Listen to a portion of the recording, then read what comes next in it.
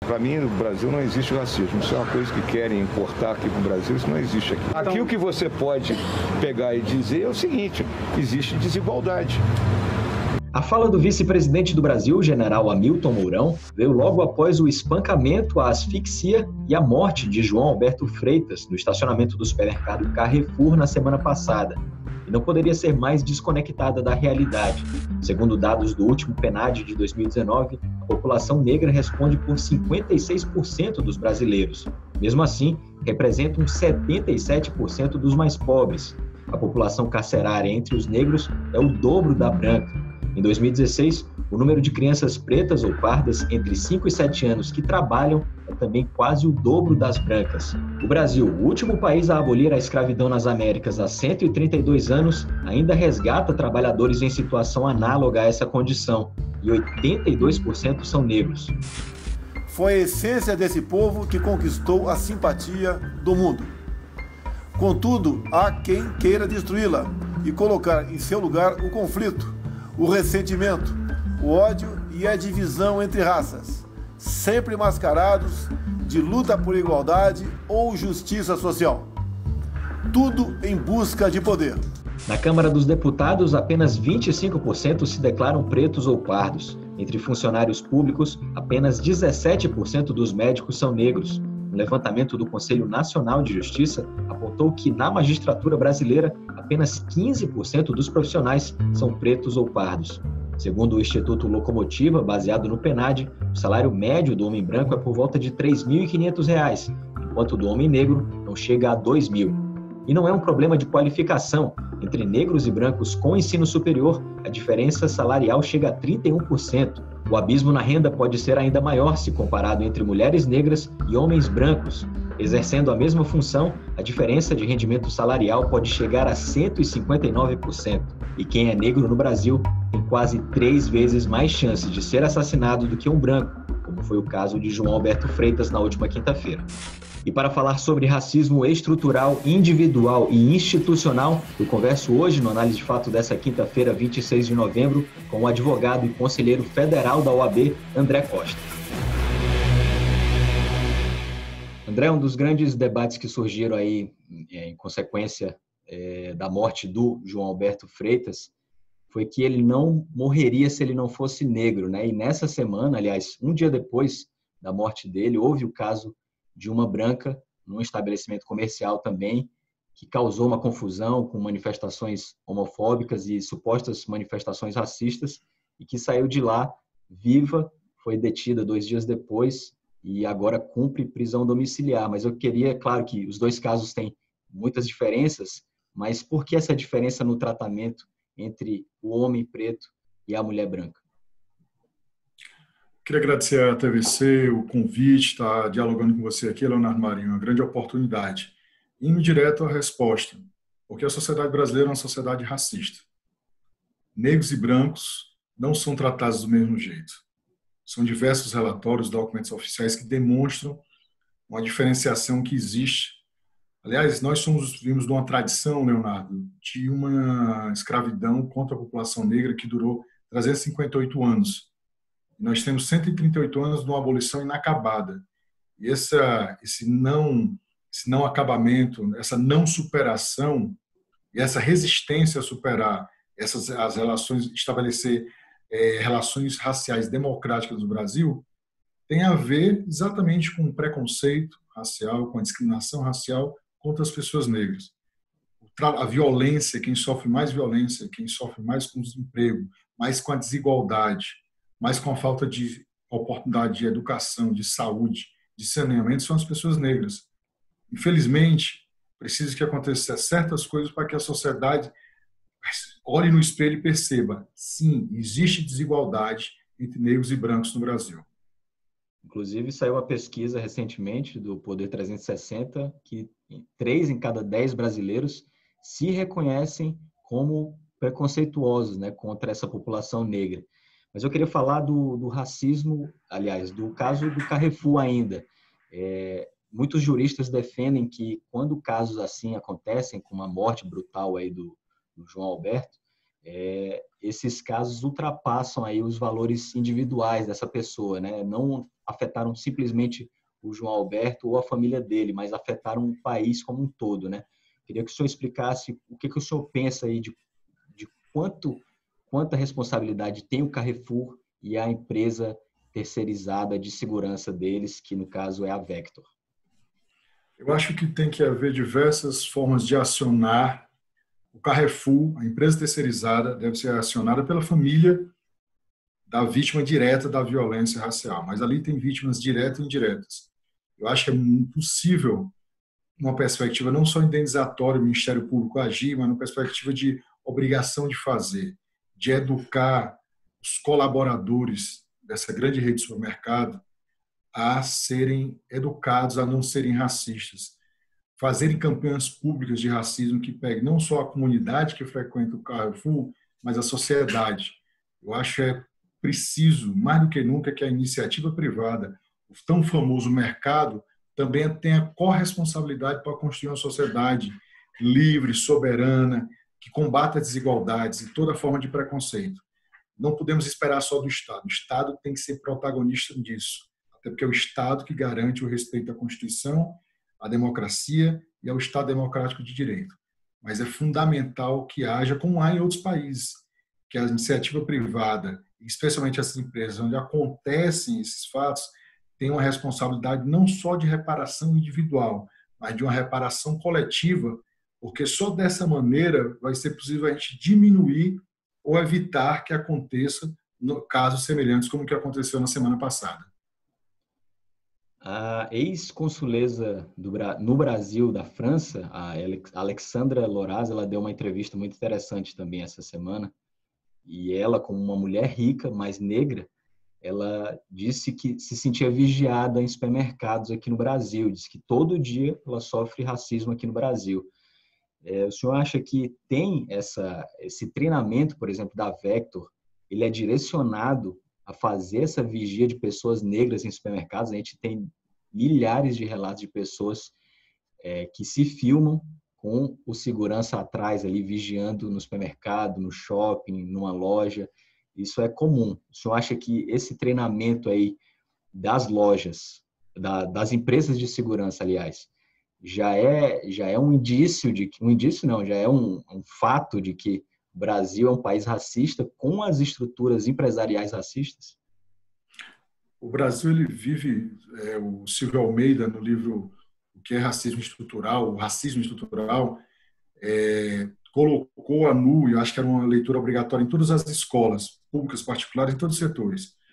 O racismo no Brasil ele acontece de várias formas. Tem a forma individual, tem a forma institucional, que é a falha nas instituições que não consegue incorporar pessoas negras, traçar políticas para que diminua a desigualdade entre brancos e negros, e tem o racismo estrutural, que é o racismo, na verdade, estrutural, ele incorpora o individual, incorpora o institucional e mostra que em todas as relações sociais, econômicas, políticas, jurídicas, o racismo está presente. Você não tem como resolver a questão da democracia, a questão das desigualdades no Brasil sem resolver, sem tratar, sem enfrentar a questão racial.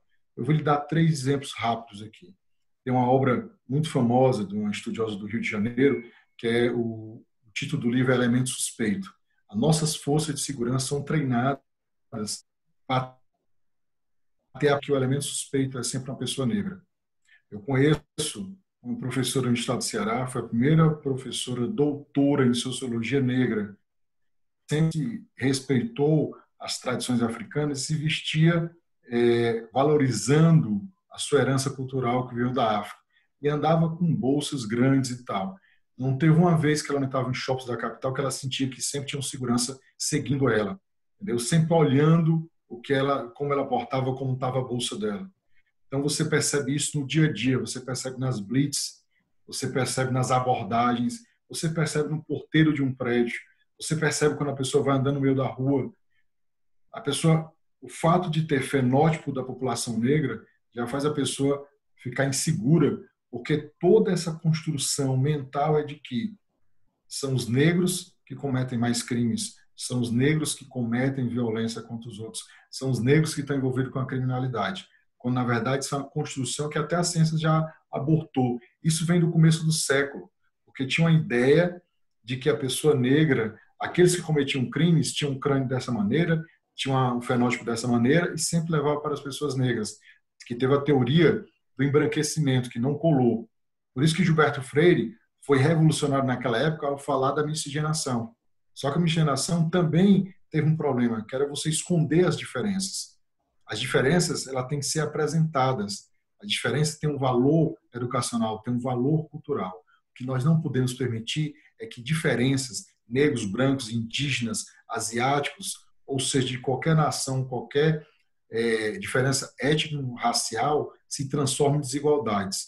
Então é preciso também combater isso. O que ela passou, o que essa representante francesa passou no Brasil, é o que a população negra passa todos os dias. Se alguém tiver dúvida, leia os relatórios sobre juventude, o extermínio da juventude negra. Escute as mulheres negras, o que elas passam, as piadas que o professor Adilson Moreira escreveu até um livro que é o racismo recreativo. O nosso preconceito, Leonardo, cidade de discriminação, se transforma até em piadas, que as pessoas acham que não fere a dignidade dos outros.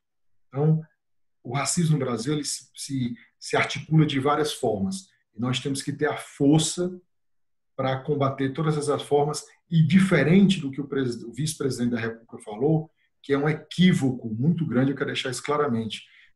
Não esperava que um general, que em tese deveria conhecer a nação, saber como é a nação, dizer que no Brasil não existe racismo. Existe, ele sabe disso. Bastaria fazer uma pergunta simples. Quantos generais negros ele conhece? Quantos almirantes? Quantos ministros? Quantos engenheiros? Quantos médicos? Quantos advogados? E aí vim dizer que no Brasil não existe racismo, é uma forma de querer, é um negacionismo, aliás, um negacionismo que é a marca desse governo. Negacionismo que começou desde a história do combate à pandemia sanitária, ao combate à Covid-19, e deságua nessas coisas mais óbvias. O mito da democracia racial há muito tempo foi derrubado, seja pelo cotidiano, seja pelos estudos, para lembrar aqui, do sociólogo Florestan Fernandes, que estudou profundamente as relações raciais no Brasil. Então, essa ideia de que não existe o racismo é o mito da democracia racial tentando se renovar, renascer. Aqui não é os Estados Unidos, não. Aqui não é a África do Sul, mas já foi muito pior. Em alguns momentos aqui, mesmo sem ter esse apartheid que teve na África do Sul e que tem nas relações americanas, você vê que a violência racial aqui é muito mais grave. Só para terminar esse momento, Estados Unidos, para as pessoas terem uma ideia, só tem 13% de negros. Lá tivemos diversos governadores negros, senadores, deputados e um presidente da República, que foi 8 anos, Barack Obama, e agora elegeu uma vice-presidente mulher e negra. E aqui no Brasil? Então aqui, algumas relações são muito piores que lá fora, porque aqui as pessoas jogam para debaixo do tapete o preconceito e a discriminação, quando na realidade a gente tem que tirar debaixo do tapete para poder combater essas relações.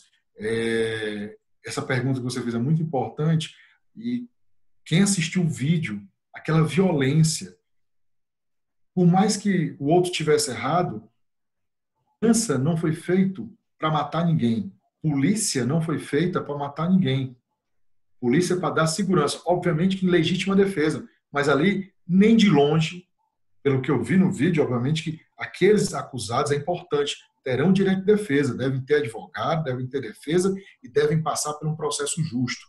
Agora, o que nós vimos um processo justo no sentido de um devido processo legal. Ninguém pode ter condenação antecipada, mas o que a gente vê na cena é de uma crueldade e perversidade inimagináveis, e isso acontece direto.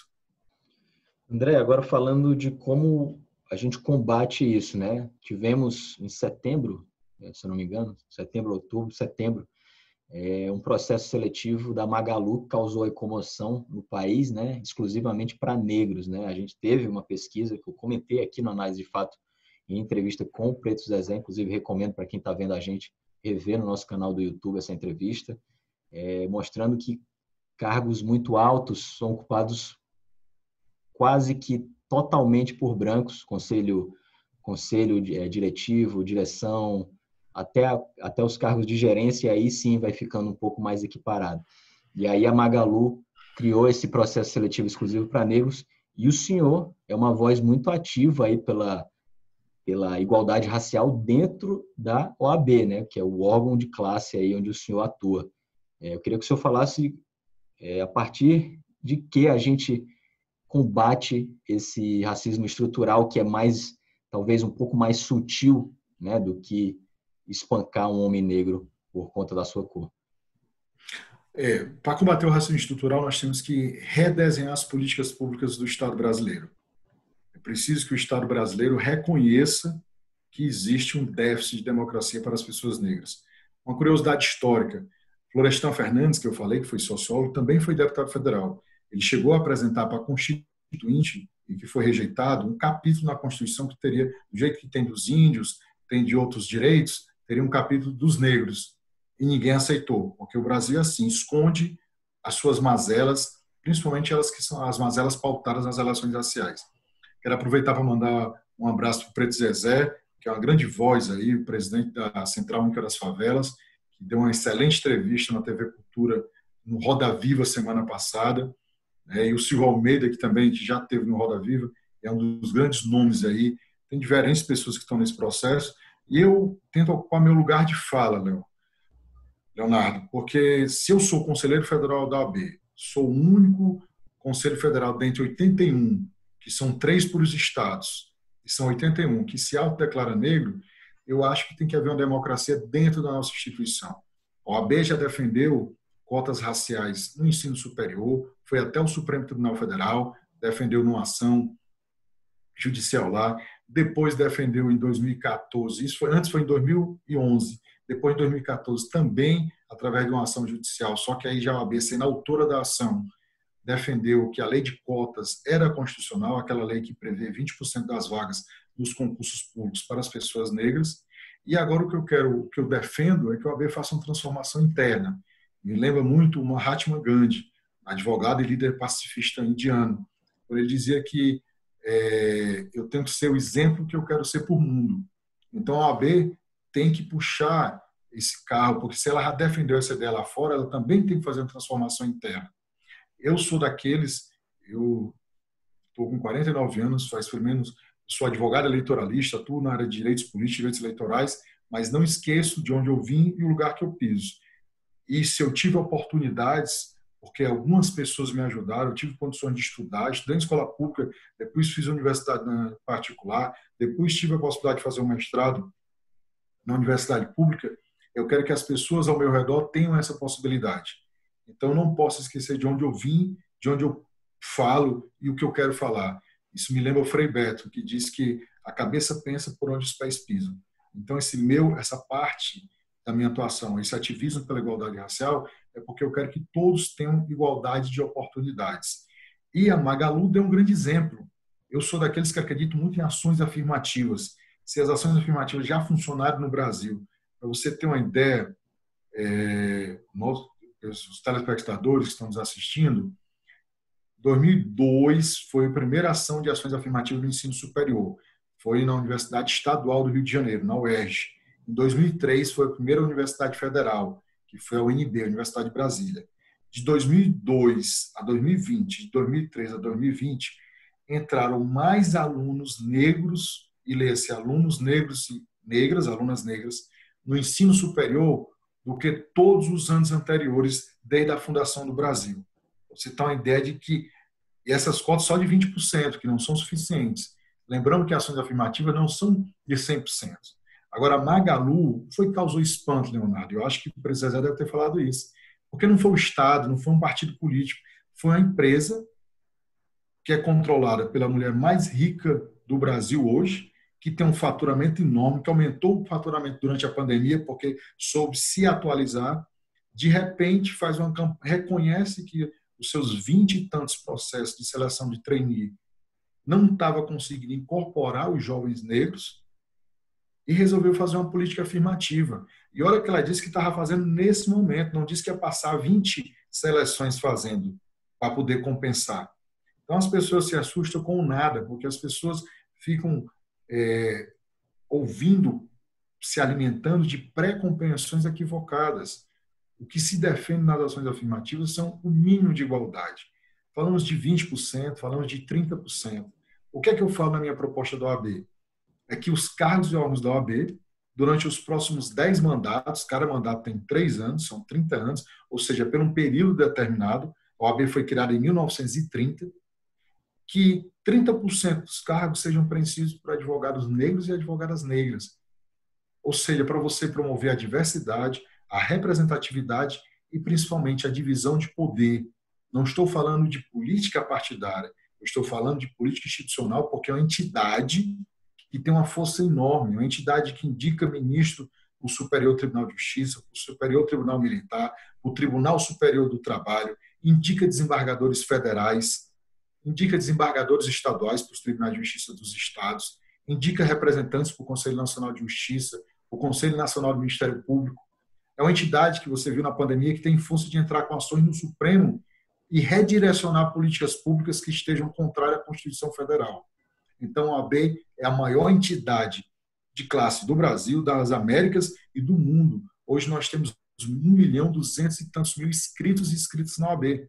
Então, essa entidade ela precisa também se democratizar e ser um espaço não só para advogados e advogadas brancas, mas também para advogados e advogadas negras, leia-se, pretos e pardos. André, para a gente fechar, então, apesar tem avanços, né, no Brasil em relação às políticas inclusivas, mas a gente vê muito ainda casos agora registrados, né? Cada pessoa tem um celular, tem ali um equipamento jornalístico, né? Praticamente. Mas você considera que o racismo hoje tem avançado pelo mundo? A publicidade aumentou ou um pouco das duas coisas? Eu acho que tem um pouco das duas coisas. Primeiro que nós tivemos um recrudescimento do populismo de direita. As pessoas perderam a vergonha, Leonardo, de assumir certas posições que até então nós achávamos que estavam superadas. Como nós vivemos um processo histórico, não tem uma história, não existe aquela história lá, Fukuyama, a história acabou. Não acaba, a história não acaba, ela se renova. Ela pode avançar ou pode retroagir. Nós tivemos eleições nos últimos anos que mostrou que houve um retorno a certas atitudes, comportamentos e práticas que nós pensávamos superadas. Pessoas perderam a vergonha de ser homofóbicos, perderam a vergonha de serem racistas. Ainda bem que a consciência da maioria das pessoas rejeitam esse tipo de comportamento. Então, eu acho que, ao mesmo tempo, houve esse recrudescimento que nós chamamos de autoritarismo, de fascismo, de políticas de extrema-direita, como também, e aí tem um lado bom das redes sociais. Nós temos diversos problemas das redes sociais. Quem tiver interesse em conhecer profundamente, não dá tempo nessa entrevista, aconselho a assistir o documentário Dilema nas Redes, o Dilema das Redes. Agora, as redes sociais também trouxeram um avanço. Você tem um celular na mão, você pode filmar atitude de violência, você pode se defender, como aconteceu aquelas filmagens. Muitas das violências, das violações, sejam individuais ou coletivas nos últimos tempos, foi possível graças às redes sociais, porque você filma, joga na rede e não tem um perigo de evitar que aquilo seja cobertado. Tanto que você falou na entrevista aqui, teve o caso no supermercado semana passada e 2 dias depois teve o caso da padaria. Imagine se você não tivesse alguém filmando, porque a filmagem também serve para se defender. Serve para denunciar, mas serve para se defender. Então, na minha perspectiva, eu acho que houve esse retrocesso na pauta dos direitos humanos, em diversas pautas que garantem o Estado Democrático de Direito, mas também a existência das redes sociais faz com que venha à tona o que a gente desconhecia. Quantos casos de violência há pelo Brasil afora, pelo mundo afora, que a gente só toma conhecimento porque tem alguém gravando e alguém jogou na rede social? Então, eu acho que tem tudo ao mesmo tempo agora. Há um aumento da violência, mas também há um aumento dos mecanismos de denúncia que faz com que cause, pelo menos, constrangimento naquelas pessoas e tenha a possibilidade dessas questões, dessas atitudes de racismo, de homofobia, de violência contra a mulher, serem judicializadas. Tentem permita que a gente possa responsabilizar os autores individuais ou coletivos. André, queria te agradecer mais uma vez pela participação aqui na Análise de Fato e espero que numa próxima a gente converse numa situação bem mais agradável. Muito obrigado. Muito obrigado, Leonardo. Muito obrigado, Leonardo Marinho. Agradeço a TV Ceará pela oportunidade. Vamos junto aí lutando por uma sociedade mais igual, que garanta mais oportunidade para todas as pessoas. É isso. Na próxima quinta-feira a gente volta com Análise de Fato, sempre às 8h. Lembrando que também você pode acompanhar essa entrevista no YouTube da TV Ceará, no youtube.com/TV Ceará HD, e também nas plataformas de podcast como Apple, Google e também no Spotify. Um abraço e até a próxima semana.